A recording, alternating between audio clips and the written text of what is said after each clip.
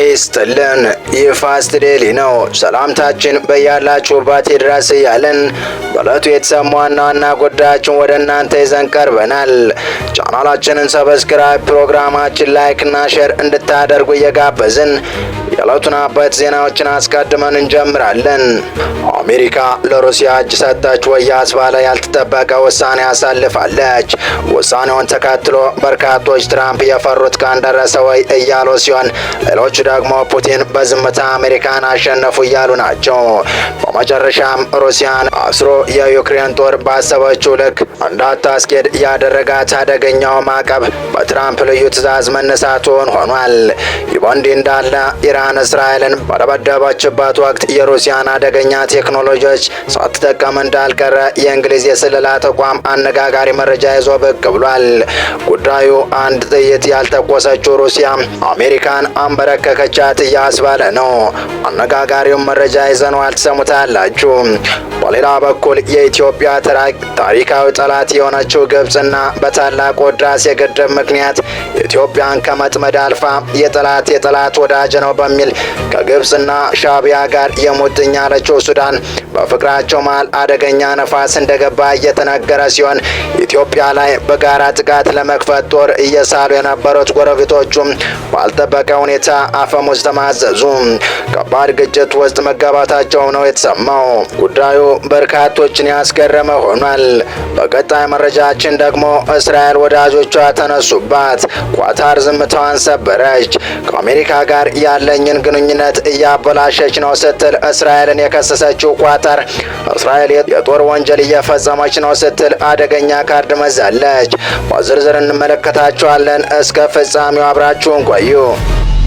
የኢትዮጵያ ታሪካዊ ጠላት የሆነችው ግብጽና በታላቁ ህዳሴ ግድብ ምክንያት ኢትዮጵያን ከመጠመድ አልፋ የጠላት ወዳጅ ነው በሚል ከግብጽና ሻዕቢያ ጋር የሙጥኝ ያለችው ሱዳን በፍቅራቸው መሃል አደገኛ ነፋስ እንደገባ እየተነገረ ሲሆን፣ ኢትዮጵያ ላይ በጋራ ጥቃት ለመክፈት ጦር እየሳሉ የነበሩት ጎረቤቶቹም ባልተጠበቀ ሁኔታ አፈሙዝ ተማዘው ከባድ ግጭት ውስጥ ገባታቸውም ነው የተሰማው። ጉዳዩ በርካቶችን ያስገረመ ሆኗል። ከወደ ካርቱም የወጡ መረጃዎች እንዳመለከቱት ከሆነ ግብጽና ሱዳን ድንበር ላይ ከባድ ውጊያ ተደረገ ሲሆን፣ በሁለቱም በኩል ከባድ ጉዳት ያስከተለ የተኩስ ልውውጥ መደረጉም ነው የታወቀው። ከሻዕቢያና ህወሓት ተደርበው በኢትዮጵያ ላይ የተነሱት ኃይሎች እርስ በርስ ግጭት ውስጥ መግባታቸው ለአንዳንዶች እንቆቅልሽ ሆኗል እየተባለ ሲሆን፣ ጉዳዩን በቅርበት የሚከታተሉ ተንታኞች እንደሚሉት ከሆነ ግን የሁለቱ ሀገራት ወዳጅነት አንድ የጋራ ጠላት ዙሪያ ከማተኮር ባለፈ ስር የሰደደና ሀቀኛ ለመሆኑን የታሪክ ማስረጃዎችና ክስተቶች እንደሚያሳዩ ጠቅሰው እንደውም ኢትዮጵያ የህዳሴ ግድቡን ባትገነባ ኖሮ ምንም የጋራ የሚባል ጉዳይ እንደማይኖራቸውም እየገለጹ ናቸው። በሱዳንና ግብጽ ድንበር በተቀሰቀሰ ተኩስ ልውውጥ የበርካታ ሰዎች ህይወት አለፈ። በሱዳንና ግብጽ ድንበር አቅራቢያ በግብጽ የድንበር ጠባቂዎችና ትጥቅ ባረገቡ ሱዳናውያን ባህላዊ ማዕድን አውጪዎች መካከል በተፈጠረ የተኩስ ልውውጥ የ9 ሱዳናውያን ህይወት ሲያልፍ ሌሎች 13 ሰዎች ደግሞ መቁሰላቸው ተነግሯል። በግብጽ በኩል የተደረሰው ጉዳት አልተገለጸም። ግጭቱ የተቀሰቀሰው ዋዲ አል አንሳሪ በተባለው የድንበር ስፍራ ሲሆን፣ የግብጽ የጸጥታ ኃይሎች በድንገት በባህላዊ ማዕድን ማውጫ ላይ የኃይል እርምጃ መውሰዳቸውን ተከትሎ ግጭቱ መፈጠሩ ተገልጿል። በወቅቱ በስፍራው የነበሩት ሱዳናውያን ማዕድን አውጪዎች መሳሪያ ታጠቁ በመሆናቸው እጃቸውን ከመስጠት ይልቅ አጸፋ ተኩስ መክፈታቸው ሁኔታ ወደ ከፋ ደም አፋሳሽ ግጭት እንደቀየረ ይታወቃል። በዚህ ግጭት በግብጽ ወታደሮች በኩልም ጉዳት መድረሱ የተገለጸ ሲሆን፣ የግብጽ መከላከያ ሚኒስትር ጉዳት ደርሶባቸው በሕክምና ላይ የሚገኙ ወታደሮች መጎብኘታቸው ተዘግቧል። በቀጣይ መረጃ አሜሪካ ለሩሲያ እጅ ሰጠች ወይ ያስባለ ያልተጠበቀ ውሳኔ ያሳልፋለች። ውሳኔውን ተከትሎ በርካታ ትራምፕ የፈሩት ቀን ደረሰ ወይ ያስባለ ሲሆን፣ ሌሎቹ ደግሞ ፑቲን በዝምታ አሜሪካን አሸነፉ እያሉ ናቸው። በመጨረሻም ሩሲያን አስሮ የዩክሬን ጦር ባሰበችው ልክ እንዳያስኬዳት ያደረጋት አደገኛ ማዕቀብ በትራምፕ ልዩ ትዕዛዝ መነሳቱን ሆኗል። ይህ በእንዲህ እንዳለ ኢራን እስራኤልን በደበደበችበት ወቅት የሩሲያን አደገኛ ቴክኖሎጂ ሳትጠቀም ሳይጠቀም እንዳልቀረም የእንግሊዙ የስለላ ተቋም አነጋጋሪ መረጃ ይዞ ብቅ ብሏል። ድምጻቸውን አጥፍተው ያሰናባቱት ፑቲን ወደ መካከለኛው ምስራቅ ጦርነት ሰተት ብለው እንደገቡበት የእንግሊዝ የስለላ ቢሮ ይፋ አድርጓል። ከኢራን ጋር ጥብቅ ወታደራዊ ግንኙነት ያላት ሞስኮ ከዚህ ቀደም በጦርነቱ ላይ ኢራን የስለላና ራዳር መረጃዎችን በሚስጥር ትሰጣለች የሚል መረጃ ወጥቶ ነበር። ይህ መረጃ በትላልቅ ዓለም አቀፍ ሚዲያዎች ከተዘገበ በኋላ በዛሬው ዕለት ደግሞ የእንግሊዝ የስለላ ቢሮ ፑቲን ከኢራን ጎን ሆነው ቴህራንን እያገዙ መሆኑን ማረጋገጫ አግኝቻለሁ ሲል ጠንካራ የስለላ መረጃ አጋርተዋል። በመካከለኛው ምስራቅ ጦርነት አሜሪካና እስራኤል ለማዳከም ምቹ ሜዳ የፈጠረላቸው ፑቲን በእርግጥም በጦርነቱ እየተጠቀሙ ይመስላል። አንድ መልኩ ሆርሙዝ በመዘጋቱ ዓለም ለነዳጅ ፍላጎት ፊቱን ወደ ሞስኮ እንዲያዞር ሆኗል። በሌላም መልኩ ደግሞ የአሜሪካን ኃያልነት ለማዳከም ሌላ እድል ፈጥሮላቸዋል። ከሩሲያ በተጨማሪም ቻይና ስለላና ራዳር መረጃዎችን ለኢራን በመስጠት በጦርነቱ በግልጽ እየተሳተፉ መሆኑ ተጠቁሟል። በመካከለኛው ምስራቅ ቀጠና ላይ አሜሪካን ኃያልነት ለማዳከም የሚሹት ቭላዲሚር ፑቲን ኢራን እየደገፉ ነው ያለው የእንግሊዙ የስለላ ቢሮ የሩሲያ ፕሬዝዳንት ቭላዲሚር ፑቲን መካከለኛው ምስራቅ በሚገኙ የምዕራባውያን የጦር ሰፈሮችና ይዞታዎች ላይ የሚሰነዝሩት የኢራን የድሮን ጥቃቶች ስልታዊ እገዛ ያደረጉ ሊሆን እንደሚችል አስታውቋል። የብሪታንያው መከላከያ ሚኒስትር በሰጡት መግለጫ እንዳብራሩት በአሁኑ ሰዓት በሳይንስ አክሮኒ በሚገኝ የጦር አውሮፕላኖች ማቆሚያ ላይ ጥቃት የፈጸመውን የኢራን ድሮን ቅሪት በጥልቀት እየመረመሩ ይገኛሉ።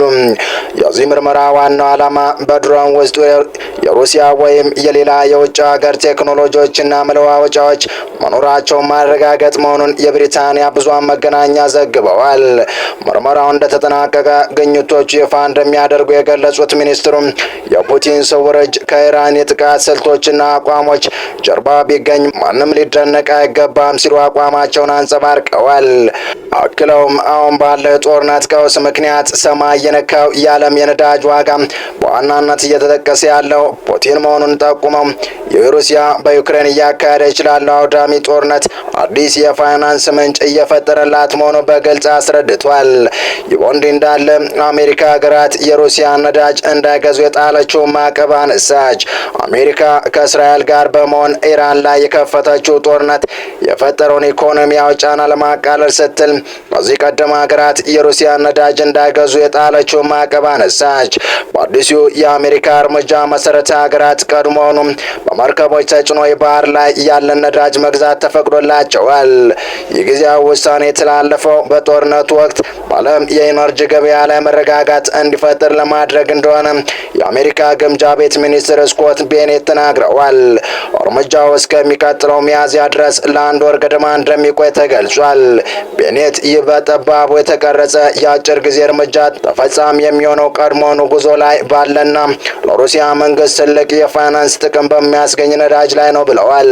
በባህረ ሰላጤው ሀገራት መርከቦችና የኤነርጂ መሰረተ ልማቶች ላይ የሚፈጸሙ ጥቃቶች እንዲሁም የሆርሙዝ ሰርጥን መዘጋት በዓለም የነዳጅ ገበያዎች ዋጋ እንዲንር ምክንያት ሆኗል። ሐሙስ ዕለት የነዳጅ ዋጋ በድጋሚ በበርሜል ወደ $100 አሻቅቧል። በባህረ ሰላጤው ሲጓዝ የነበሩ 3 ተጨማሪ የካርጎ መርከቦች መመታታቸውን እንዲሁም አዲሱ የኢራን ጠቅላይ መሪ የሆርሙዝ ሰርጥን መዝጋት እንደሚቀጥሉ ማስታወቃቸውን ተከትሎ የአክሲዮን ገበያ ዋጋ አሽቆልቁሏል። በዚህ ሳምንት የኤነርጂ ምርቶች ዋጋ ላይ የታየው የዋጋ ጭማሪ ባለስልጣናት ለጉዳዩ መፍትሄ ለማበጀት እንዲንቀሳቀሱ አድርጓቸዋል። ረቡዕ ዕለት ዓለም አቀፍ የኤነርጂ ኤጀንሲ ከዚህ ቀደም ታይቶ በማይታወቅ መጠን 400 ሚሊዮን በርሜል ነዳጅ ከመጠቀሚያ ክምችት እንደሚለቅ አስታውቋል። የባህረ ሰላጤው ሀገራት የነዳጅ ምርቶች ዋነኛ ገዢ የሆኑት የእስያ ሀገራት ደግሞ የነዳጅ እጥረትን ለመቋቋም ውሳኔዎችን አስተላልፈዋል። በመጨረሻም ኳታር እስራኤል በደቡባዊ ሊባኖስ ላይ የምታደርገውን ተደጋጋሚ ጥቃት የዓለም አቀፍ ሰብአዊ ሕግን በግልጽ የጣሰ ድርጊት ስትል አጥብቃ አውግዛለች።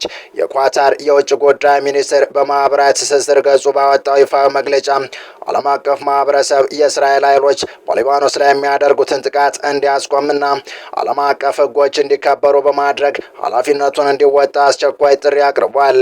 ሚኒስትሩ በመግለጫው ኳታር ለሊባኖስ አንድነት ሉዓላዊነትና የግዛት ደህንነት ያላት ድጋፍ የማይናወጥ መሆኑን አጽንኦት ሰጥቶ ገልጿል። በተጨማሪም የሀገራቱን መረጋጋትና ብልጽግና የሚያጠናክሩ ጥረቶች ሁሉ ሙሉ በሙሉ እንደምትደግፍ አረጋግጧል። በጦርነቱ ምክንያት እየተባባሰ የመጣውን ሰብአዊ ቀውስ አስመልክቶ የወጡ ሪፖርቶች እንደሚያሳዩት ካለፈው ሰኞ ጀምሮ በእስራኤል የአየር ጥቃቶች 98 ህጻናት ጨምሮ ቢያንስ 687 ሰዎች ሕይወታቸውን አጥተዋል። ከዚህም ባሻገር ወደ 750 ሺህ የሚጠጉ ንጹሐን ዜጎች ከመኖሪያ ቀያቸው በግዳይ ተፈናቅለዋል። በኳታርና በአሜሪካ መካከል ግጭት ለመፍጠር የእስራኤል ሚዲያዎች እየሰሩ ነው ስትል ዶሃ ከሰሰች። ኳታር በዩናይትድ ስቴትስ የኃይል ዋጋ ላይ ተጽዕኖ ለማሳደር ምርቷን አቁማለች በማለት የእስራኤል የመገናኛ ብዙሃን ያሰራጩ ዘገባ ውድቅ አደርጋለች። እንዲህ አይነቱ ውንጀላ በኳታርና በዩናይትድ ስቴትስ መካከል ውዝግብ የመፍጠር ሙከራ ነው ብላለች። ስማቸው ያልተገለጸ የኳታር ከፍተኛ ባለስልጣን አልጀዚራ እንደተናገሩት ኳታር ሁልጊዜ ለፖለቲካ ወይም ኢኮኖሚያዊ ጥቅም ይልቅ የሰዎችን ደህንነት ቅድሚያ ትሰጣለች ብለዋል። ባለስልጣኑ አክለው እንደተናገሩት የእስራኤል ጠቅላይ ሚኒስትር ቤንያሚን ኔታንያሁ ይፋዊ ያልሆኑ አፈቀላጤዎች ይህን ዓለም አቀፍ አለመረጋጋት ለመጠቀም መሞከራቸው ምንም አያስደንቅም ሲል ባለስልጣኑ ተናግረዋል። የኳታር ኢነርጂ የኢራን ሰው አልባ አውሮፕላኖች ጥቃት ተከትሎ ፈሳሽ የተፈጥሮ ጋዝ ምርትን ባለፈው ሳምንት በማቆም የዓለምን ገበያ ጎድቶታል። ኳታር 20 በመቶውን የዓለም የተፈጥሮ ጋዝ ታቀርባለች። በሌላ መረጃ በኦማን 2 ሰዎች በድሮን ፍርስራሽ ሕይወታቸውን ማለፍ ተሰምቷል። በሶዋር ግዛት ሰው አልባ አውሮፕላን ከወደቀ በኋላ በኦማን 2 ሰዎች መሞታቸውን የኦማን መንግስት የዜና ወኪል ዘግቧል። የጸጥታ ምንጭን ጠቅሶ ባሰራጨው ዘገባ ሰው አልባ አውሮፕላኑ ባላዋሂ ኢንዱስትሪያል አካባቢ በመውደቁ ከሰራተኞቹ ሞት በተጨማሪ ጉዳት ደርሷል። በሶዋር ግዛት ሌላ ሰው አልባ አውሮፕላን መውደቁንም ኤጀንሲው ዘግቧል።